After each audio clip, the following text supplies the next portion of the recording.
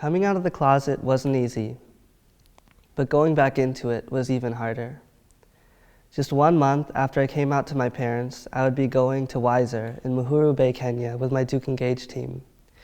And for those of you who don't know, in Uhuru Bay, being gay is punishable by law, and homosexuality is a huge taboo.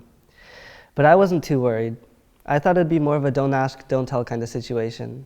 As long as I didn't say anything about it, and as long as I never brought it up, it couldn't affect my summer that much. That turned out to be completely wrong. Not a day would go by without one or several of the WISER girls coming up to me and asking me, "Do you have a girlfriend? Or do you have a wife?" I was the only guy on my DukeEngage team, and we were teaching at an all-girls school, so they got curious. But I'd always get around the question. I'd say something like, "I want to finish my education before worrying about any of that." I avoided answering, and I reminded them how important an education can be. 2 birds in 1 stone, right? But sometimes I couldn't get around the question. They'd be more direct. Sometimes they'd ask me, "Is it true that in America 2 men can get married now?" And I told them, yes, it's true. And then they'd ask me, "Would you ever marry a man?" And as a newcomer, and as an outsider, I didn't want to compromise any of the relationships or partnerships I had made at WISER. And I didn't want to compromise any of the work I'd be doing there. So I told them, no, I would never marry a man. And you know, when you've struggled for years and years to learn to love and be proud of an identity of yours, an identity that has caused you to lose friends, lose family, and be verbally and physically harassed, having to turn your own back on that identity all over again hurts a lot. But I didn't go to WISER for an easy summer. I reminded myself that I'd be home in less than 2 months and I could be myself again. One day, I woke up to the sound of a rooster crowing, just like any other day, because that was kind of a WISER alarm.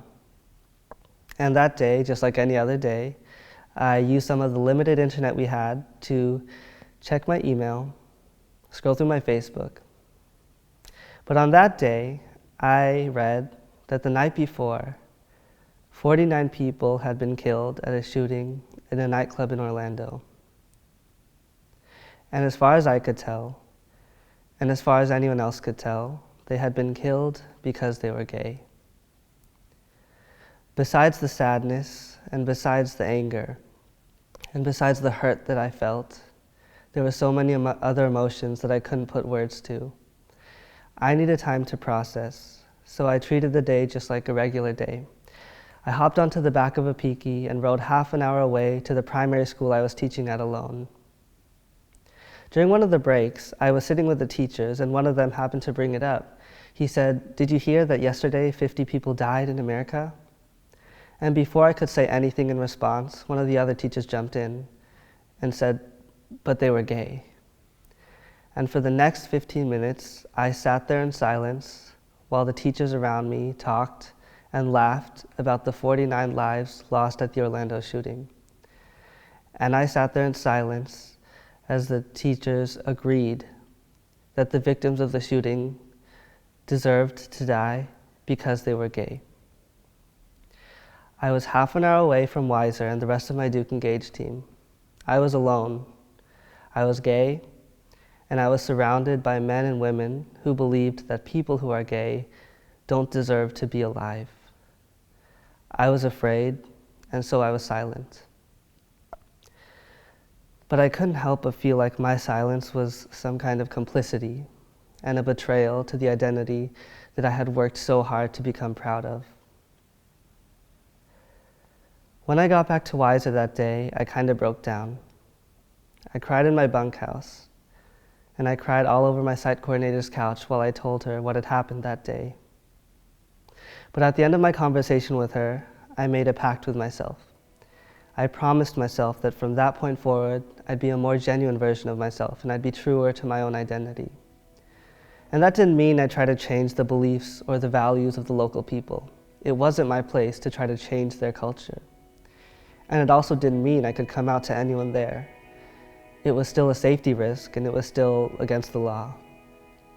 But what it did mean was that from that point on, I could be more honest and more open about sharing my own beliefs and my own values in the small moments that I could. And it was in those small moments, in those tiny interactions, and those short conversations that I finally felt like I was able to be myself again and be proud of myself again. The next time a WISER girl asked me, "Is it true that in America 2 men can get married?" I told her, yes, it's true. And when she asked me, "But kaka yangu, my brother, don't you think that's wrong?" I said, no, I don't. I think a marriage is about love, and if 2 men love each other, then that love is all that should matter. Thank you.